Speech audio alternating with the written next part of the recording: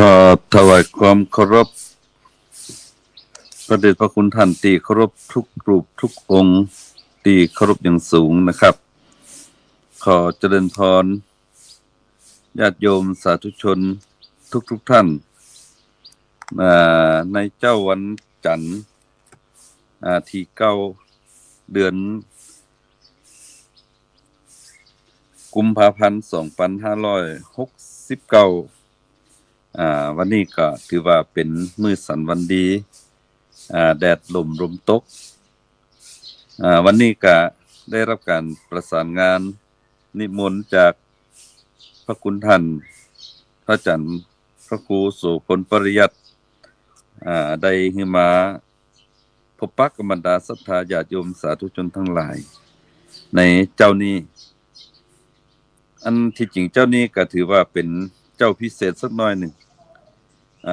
มีเป็นเหตุและผลก็คืออันตะวาเป็นวันที่8อาทิตย์ที่8บ้านเฮาสังคมไทยเฮาก็ได้มีการทำกิจกรรมเกี่ยวกับการเลือก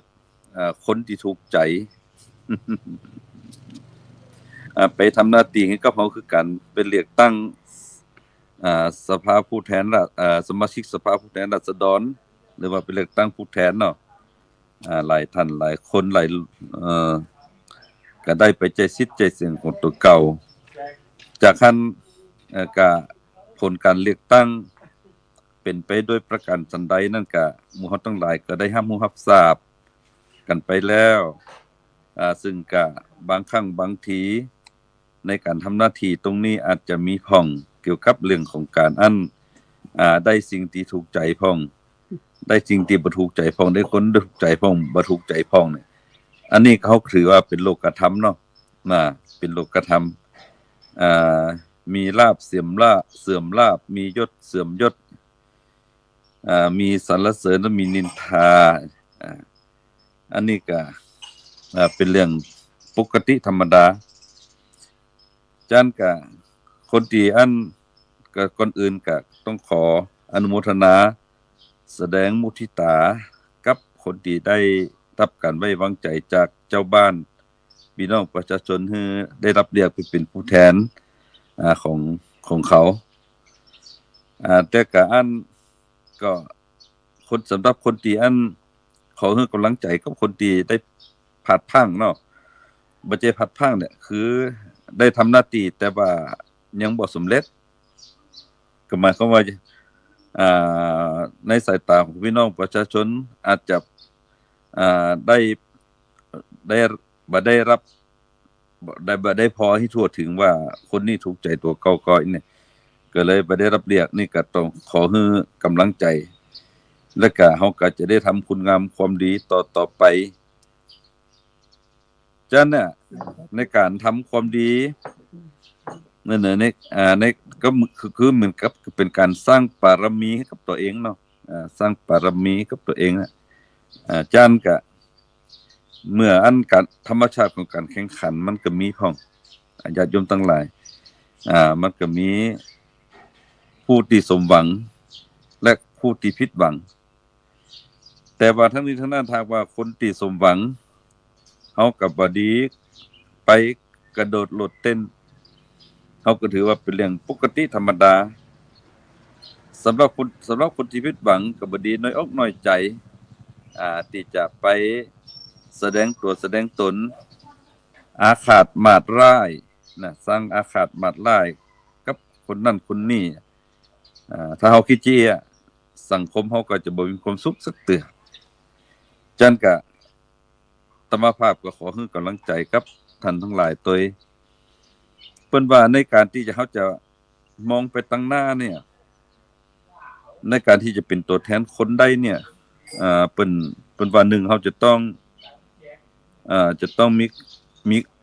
จะต้องมีองค์ประกอบสัก5ประการประการที่1เขาเรียกว่าต้องทำจิตใจให้นิ่งไว้ทำจิตใจให้นิ่งหมายความว่าทำจิตใจให้นิ่งให้สงบไว้มันเหมือนกับน้ำเฮาสิแก้วเฮาจะหั่นตะกอนว่าน้ำนั้นสะอาดก็มีสิ่งเจือปนก่อนเนี่ยเฮาก็จะหั่นตะกอนเฮาจะหั่นตะกอนก็ต่อเมื่อน้ำนั้นมันอยู่ในสภาวะของความนิ่งความนิ่งและก็เฮาก็หั่นตะกอนมันรวมกันอยู่ก้นแก้วอยู่ใต้น้ำฉันใดชีวิตจิตใจของคนเฮาก็เหมือนกันถ้าว่าเฮาทำจิตใจให้นิ่งให้สงบเนี่ยเฮาจะหันข้อบกพร่องของเฮาว่าอยู่ตัดไหนตรงใดและก็ที่สำคัญก็คือเฮาจะหันคุณจุดเด่นของเฮาว่าอยู่ตัดไหนตรงใดและเฮาจะได้หันเครื่องมือในการที่จะนำสู่การแก้ไขปัญหาและจะนำสู่การพัฒนาตรงนั้นอันนี้เป็นของว่าเป็น1เครื่องมือในการที่จะพัฒนาตัวเองในการเป็นผู้นำต่อไปประการที่2เนี่ยเป็นในหลักธรรมในพระพุทธศาสนาว่าไม่ถือสาอาฆาตบ่สร้างความอาฆาตมาตร้ายกับไผบ่ตีโพยตีพายบ่อันถ้าเป็นสมัยนี้ก็หมายความว่าจบไปแล้วก็คือมาจบเนี่ย4ปีอีเนาะเฮาก็ยังมีอยู่อีนี่หรือว่าอันหยังก็แล้วแต่ว่าสิ่งหนึ่งที่มันจะชนะใจของพี่น้องชาวบ้านได้ก็คือการตั้งจิตตั้งใจทำคุณงามความดีทำคุณงามความดีคือเกิดขึ้นแล้วก็ให้คนได้ฮู้ได้หันนี่เป็นว่าบ่ถือสาหาความบ่ถือสาอาฆาตมาตร้ายกับไผถ้าว่าเฮายังเอาความโกรธความเกลียดความลุ่มความหลงเอาไป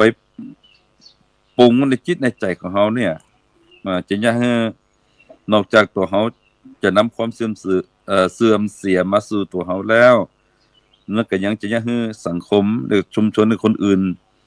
เปิ้นเสื่อมเปิ้นเสียไปตัวเนาะอันนี้ก็ฝากเป็นข้อคิดและก็ประการที่3เปิ้นบอกว่าคนเราจะอยู่ร่วมกันได้อย่างมีความสุขแล้วก็เข้าอกเข้าใจกันสามัคคีซึ่งกันและกันคนเราจะต้องให้เกียรติซึ่งกันและกันนั้นก็คืออยู่ท่ามกลางของความอ่อนน้อมถ่อมตนคืออยู่ท่ามกลางของความอ่อนน้อมถ่อมตนเหมือนกับรวงข้าวนั่นก็หมายความว่าอันของที่มีคุณค่ากับชีวิตของเฮาเนี่ยเฮาจะสังเกตทันว่าเฮาจะต้อง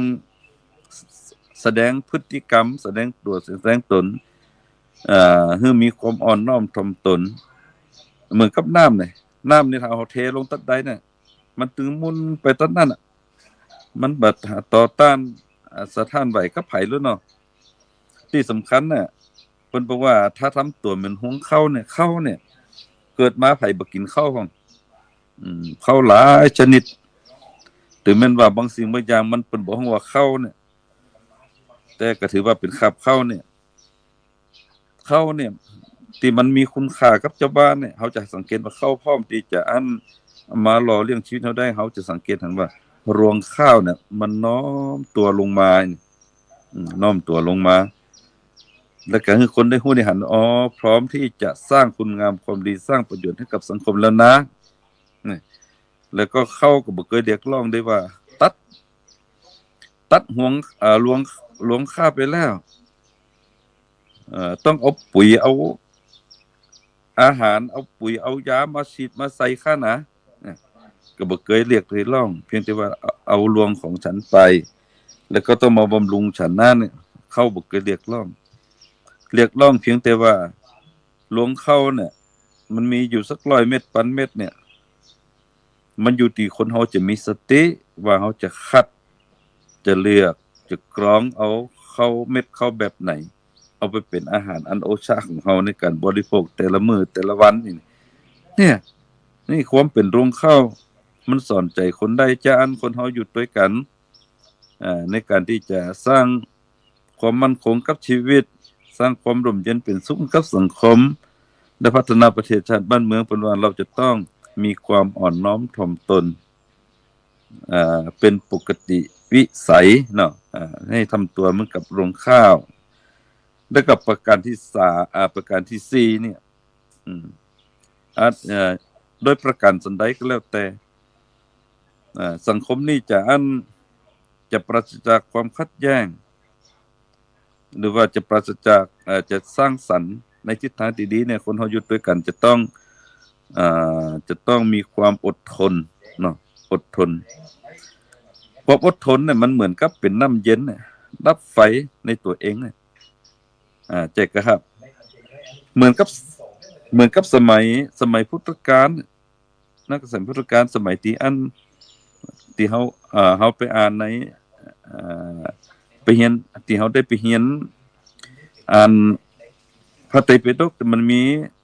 มีข้อความหนึ่งเพิ่นบอกว่าเมื่อมีสมัยหนึ่งเนี่ยพระสัมมาสัมพุทธเจ้าของเฮาพระพุทธเจ้าเปิ้นได้หลังจากที่เปิ้นได้ตรัสรู้เป็นพระสัมมาสัมพุทธเจ้าแล้วก็ได้ไปเผยแผ่ธรรมเนาะแล้วก็มีอยู่ครั้งหนึ่งท่านเนี่ยมีอัน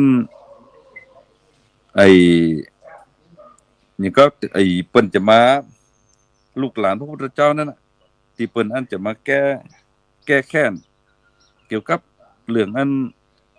การถูกเอาเปรียบอย่างนี้เนาะสมัยก่อนเปิ้นเปิ้นไปตีบ้านตีเมืองกินบ้านกินเมืองไผเก่งไผกล้านี่เจ้าเมืองใดเป็นคนเก่งคนกล้าน่ะเปิ้นถึงข้าจะไปเอาเมืองนี้เฮาก็ไปเอาข้าจะไปอาหารอันนี้ออนแอร์เขาก็จะไปเอานี่กันเนาะเอาด้วยเดชด้วยกลหลายๆอย่างอีกแต่ว่ามีอยู่เตียนหนึ่งท่านเนี่ยระหว่างกรุงกบิลพัสเนาะที่เป็นสถานที่พระพุทธเจ้าเปิ่นประสูติแล้วก็อันเป็นกำลังเจริญการกรุงรุ่งเรืองแต่ว่าตระกูลของเนี่ยเปิ้นบอกว่าเปิ้นค่อนข้างจะถือความเป็นสื่อเนื้อถือตัวในฐานะที่เป็นคนชั้นสูงอีกบ่ยอมไผผู้ใดจะมาก็จะต้องเป็นคนชั้นเยี่ยแต่ว่ามีอยู่เดือนหนึ่งท่านนั้นมีลูกของอันเจ้าเมืองหนึ่งที่เปิ้นฮ้องว่าที่เป็นลูกของพระเจ้าประเสนที่โกศลนี่เนาะที่เปิ้นอันหันว่าโอ้เฮาบ่ได้รับความเป็นธรรมก็นี่ละกันก็ยกทัพไปจะไปยึดเมืองกบิลพัสนี่กันเนาะกรุงกบิลพัสที่ในประวัติศาสตร์เพิ่นบอกว่าที่เมืองกบิลพัสมันล่มสลายเพราะความอดทนของคนนี่เนี่ยเมื่อไปถึงปุ๊บเลยพระบุตรโดยยานวิถีของพุทธเจ้าเพิ่นหันว่าโอ้เนี่ยเพิ่นจะมาลบล้าฆ่าฟันกันแล้วกันนี่ถ้าเกิดจี้ขึ้นมาก็จะต้องมีปัญหาแล้วเปิ้นก็เลยเสด็จไปอยู่ท่ามกลางของอันหนทางที่คนจะไปทำค้าศึกกันนั่นเนาะแต่ช่วงนั้นเป็นช่วงฤดูร้อนขนาดนักแล้วสถานที่มันโล่งมันร้อนพระพุทธเจ้าเพิ่นก็เป็นนั่งเพื่อจะฮือสติกับอันข้าศึกที่เป็นญาติกันจะมาทำร้ายกันอีกเมื่อกองทัพมาถึงปุ๊บแล้วก็เลยก็เลยบอกว่าหยุดก่อนมหาบพิตร หมู่พวกเธอจะไปทางไหนกันนี่ก็เลยบอกว่าเอ่อคนที่เป็นเป็นนำทัพมาเนี่ยเนาะเป็นที่ถูกสถาปนาว่าเป็นราชกุมารเนี่ยมีความเข้มแข็งแข็งแกร่งเนี่ยเพิ่นก็เลยบอกว่านี่จะไปตีเมืองเผาบ้านเผาเมืองแก้แค้นนี่ก็เจ้ากรุงกบิลพัสนี่ก็เพิ่นชอบมีอ่ามีคนไปสุนซอรอฟ้องว่ามองเขาเป็นคนที่บ่ใครคือเกียรติกันเป็นจานจี้เป็นคนชั้นต่ำชั้นหยังอีกพระพุทธเจ้าเพิ่นก็เลยว่าเพิ่นก็เลยหยุดก่อนแล้วเพิ่นก็นั่งนิ่งอยู่ท่ามกลางของแดดอันร้อนระอุเพิ่นก็ไม่ที่บ่มีบ่มีใต้ต้นไม้ที่บ่มีใบซักใบก็ร้อน แล้วก็ผู้ที่นำทัพไปก็ถามว่ามหาบพิพระสมณโคดมพระคุณเจ้าที่เคารพทำไมพระคุณเจ้ายังบ่ไปนั่งอยู่ในปืนร่มไม้ที่ปืนร่มไม้ที่กำลังที่มันร่มเย็นตัดนี่มันร้อนเหลือเกินเนี่ยเพิ่นก็บอกว่าบ่เป็นหยังเนี่ยร้อนแดดเนี่ยมันก็ยังพอที่ทนไหวนี่ แต่ว่าห่มใบไม้มันห่มบ่ยั่งยืนแต่ห่มญาติพี่น้องเนี่ยห่มพี่ห่มน้องห่มคนอยู่ด้วยกันเนี่ยมันยืนดีเนี่ยมาเพิ่นก็หมายความว่าความเป็นพี่เป็นน้องเนี่ยมันจะอยู่เป็นจะได้ก็แล้วแต่สิ่งหนึ่งที่มันจะสำคัญคือเราจะต้องให้ความอ่าเนี่ยก็คือความอดทนในการที่จะทำการใดๆก็แล้วแต่เพราะว่าบ่มีความสุขใดบ่มีความร่มเย็นใดเท่ากับอารมณ์ของพี่ของน้องของญาติพี่น้องเนี่ยอันนี้ก็อยากจะฝากกับหลายท่านหลายคนตัวหมู่พี่หมู่น้องที่อยู่ในครอบครัวเดียวกันก็ดีในตระกูลเดียวกันก็ดีมักจะหันทรัพย์สมบัติหันทรัพย์สินทรัพย์สิ่งของที่เป็นมรดกพวกข้างนี่มีอำนาจเนี่ยกว่าความเป็นพี่เป็นน้องเนี่ยสุดท้ายก็มาทะเลาะเบาะแว้งกันนั่นนี่อันนี้ก็ถือว่าเป็นบทเรียนหนึ่งเป็นที่เขาจะต้องเอามาคิดว่าสิ่งเหล่านั้นมันบ่ยั่งยืนแต่ว่าที่ยั่งยืนที่ความร่มเย็นเป็นสุขได้นั่นก็คือลมของพี่ของน้องของญาติของคนที่อยู่เกิดมารวมชาติเดียวกันเนี่ยถ้าว่าเฮาความเห็นอกเห็นใจซึ่งกันและกันเนาะนิดๆหน่อยๆก็ต้องมีอภัยซึ่งกันและกันพ้องเอาบ่ดีเอาจิตใจตัวเองเป็นใหญ่เนี่ยอันนี้มันก็จะยะฮืออยู่ด้วยกันอย่างมีความสุขและประการที่4เพิ่นบอกว่าการอยู่ด้วยกันเนี่ยในสังคมในชุมชนก็แล้วแต่หรือว่าในครอบในครัวเนี่ยเขาต้องหรือว่าคนที่จะสร้างบุญญาบารมีแม้แต่ในส่วนของคนศรีอยุธยาอดีตนักกีฬานักเรียนทีมชาติเกี่ยวกับการเลือกตั้งครั้งนี้เนี่ยสิ่งหนึ่งที่เขาจะต้องปฏิบัติเป็นนิดคือการที่เขาต้องเป็นผู้ให้ต้องเป็นผู้ให้คำว่าให้เนี่ยคำว่าให้หรือว่าการฮื้อกันแบ่งกันปันเนี่ยมันเป็นคุณธรรมขั้นพื้นฐานของการยกระดับจิตใจของคนพระพุทธเจ้าเนี่ย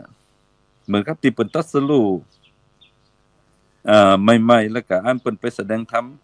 เพื่อคนเข้าใจในธรรมคำสอนของพระองค์ท่านเพิ่นจะตัดอนุปปิกถา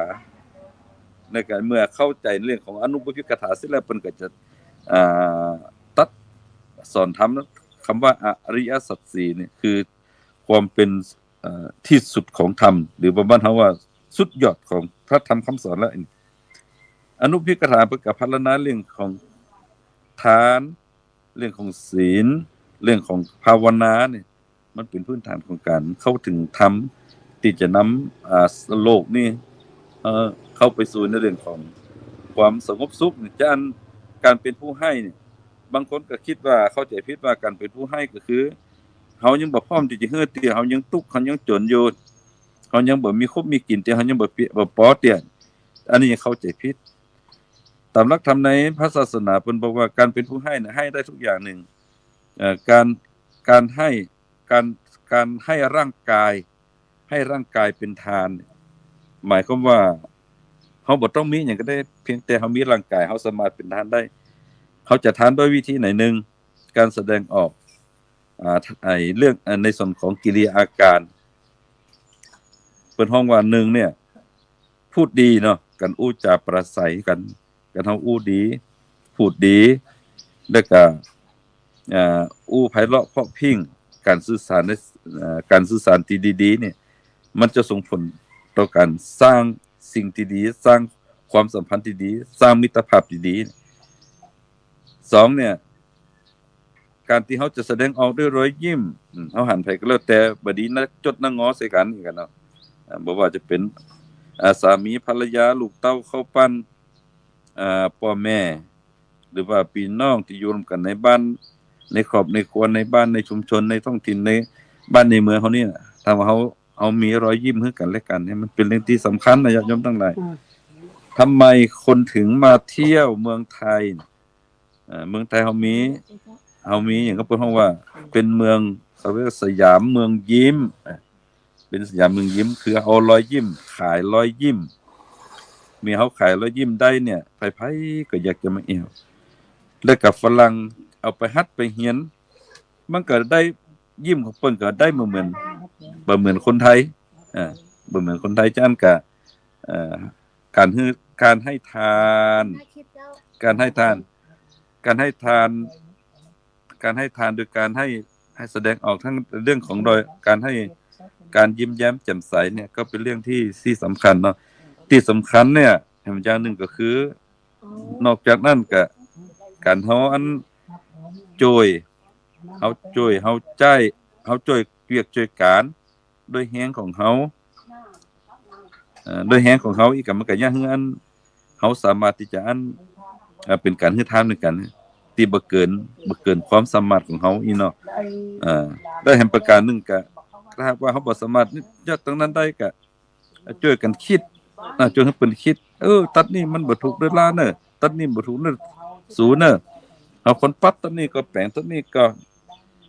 เฮาบ่ต้องไปคิดถึงมูลค่าละเฮาคิดถึงคุณค่าที่เฮามีความรู้มีสติปัญญาพอที่ให้เพิ่นอันนี้ก็เป็นการให้ทานนี่ก็เป็นการให้ทานก็เป็นบุญเป็นกุศลเหมือนกันนะเนาะที่สำคัญอีกประการหนึ่งเนี่ยการที่จะสร้างบุญญาบารมีกับตัวเก่านั่นก็เขาจะต้องรู้จักในการที่วางใจให้เป็นกลางวางใจให้เป็นกลางหมายความว่าเฮาบ่เอ็นบ่เอียงไปซ้ายไปขวาไปนั่นไปนี่นี่ทำใจให้เป็นกลางและเข้าใจทุกสิ่งทุกอย่างต้องบอกว่ามันเป็นเช่นนั้นเองมันเป็นเช่นนั้นเองนี่เนี่ยเหมือนกับปีที่ผ่านมาเฮาได้ผ่านประสบการณ์เหล่านี้มาแล้วเฮามักจะคิดนักคิดหลายเนี่ยแต่ดังนั้นบ่ต้องเก็บมาคิดน่ะทุกสิ่งทุกอย่างมันถ้าว่าเฮาเอาทำใจให้เป็นกลางเนี่ยภาษาพระเฮาใช้คำว่าอุเบกขาความวางเฉยบ่จะไปเฉยเมยหมายความว่าความทำใจให้เป็นกลางก็คิดเสียว่าทุกสิ่งทุกอย่างมันมักจะเกิดขึ้นได้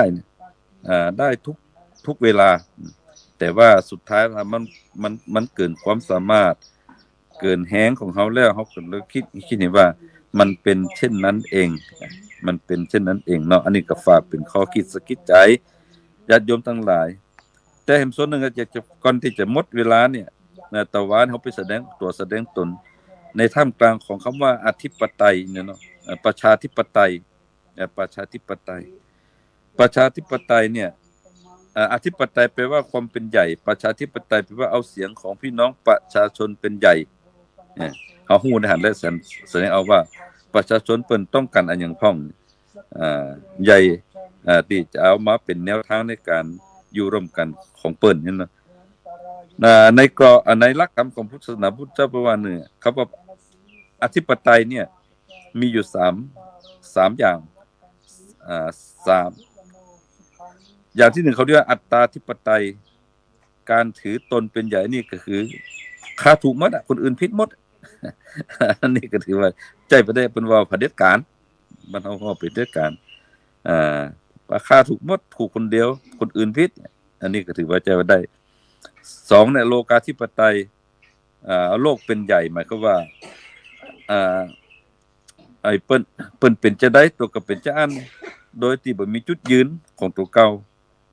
จะอันคนเฮาเกิดมาเนี่ยเขาจะต้องมีอิสระในการที่จะคิดอิสระในการที่จะสร้างกรอบให้กับตัวเก่าที่มันบ่เบียดเบียนคนอื่นเขาแต่บ่ใจว่าเอาตัวเองเอาคนอื่นมาเป็นข้อเปรียบเทียบตัวเองเปรียบเทียบคนอื่นค่าด้อยกว่าเขาเนี่ยบ่ได้ค่าบ่มีความรู้บ่มีเคมีมืออันนี้เขาเรียกว่าขาดความพยายามขาดความพยายาม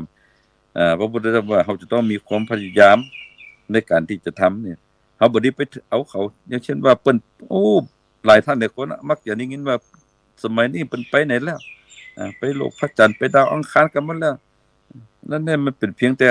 สิ่งที่ตนเองเอามาดึงคนอื่นมาปลอบใจตัวเก่า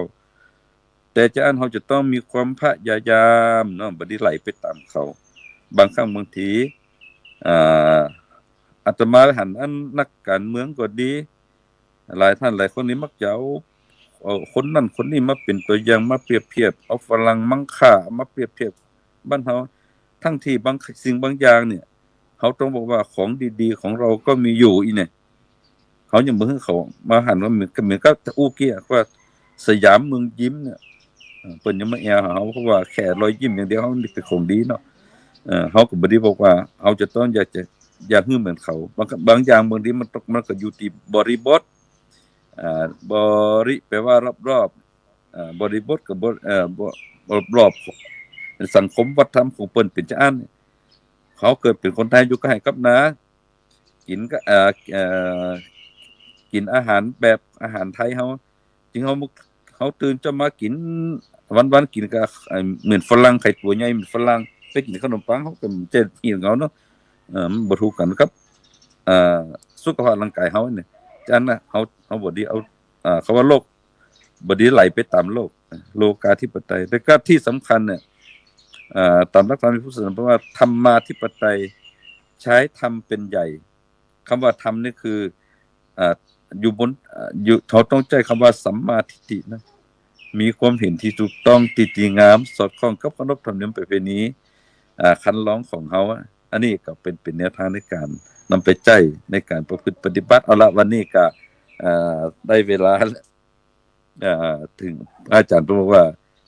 7:30นเนี่ยตัวนี้ก็7:30แล้วก็ท้ายที่สุดท้ายนี่ก็ขออำนวยโจอำนวยใจเนาะให้กับบรรดาท่านผู้ฟังทั้งหลายที่สดับรับฟัง